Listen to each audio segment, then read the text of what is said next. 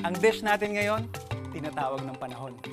Yung katawan ko, nangangasim, naghahanap sa putaheng paborito ko.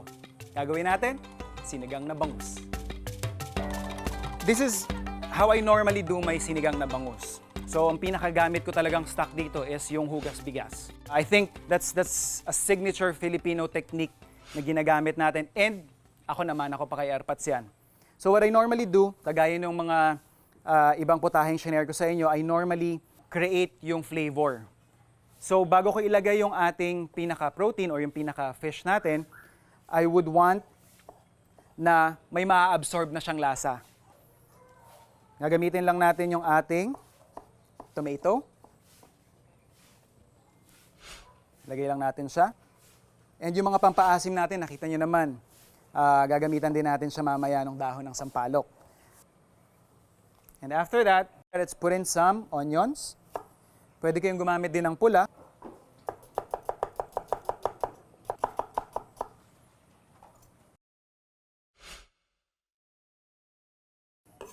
And guys, ito, papakita ko lang sa inyo. Dito ako pinaka-excited actually.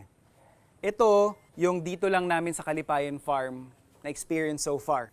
Ito, yung ating tamarillo. Very curious ako kasi mukha siyang maliit na tsesa. Kulay, syempre hindi. Pero, pinaka-importante kasi dyan is yung nasa loob. Mukha siyang kamatis, pero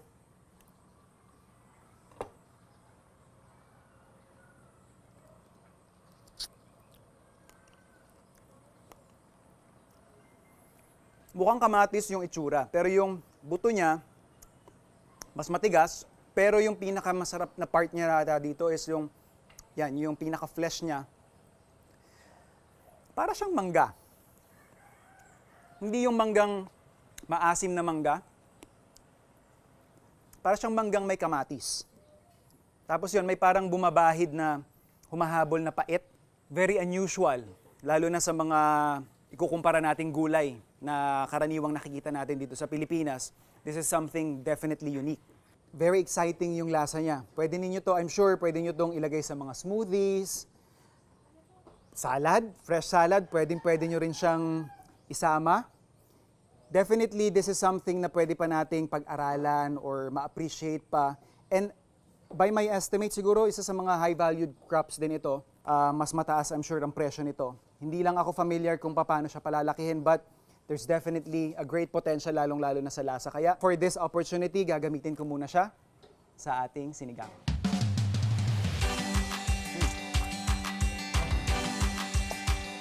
Pag gagamitin nyo lang din siya, isang napansin ko, yung balat, kailangan siyang tanggalin. Parang doon nanggagaling yung pait niya eh. So, hindi natin isasama yung balat. Interesado lang din talaga ako kung ano yung magiging reaction niya kapag isama na natin siya unang-una sa ibang ingredients and kapag na-applyan siya ng heat. But yeah, ayan o. Mukha siyang kamatis. And yun yung maganda sa kanya, meron siyang ganyan palang nilalabas o. Yung kulay red niya. Very vibrant. So interesado rin ako kung ano magiging itsura niyo dun sa dish natin. Kung mapapansin niyo, hindi lang yung putahe mismo, kahit yung mga individual ingredients na nilalagay natin dito. Sa akin, may personal experiences ako na nagre-remind sa akin. So, I guess isa yun sa mga dahilan kung bakit whenever I serve this sa panahon ng tag-ulan, yun nga, siguro yung cliche na comfort food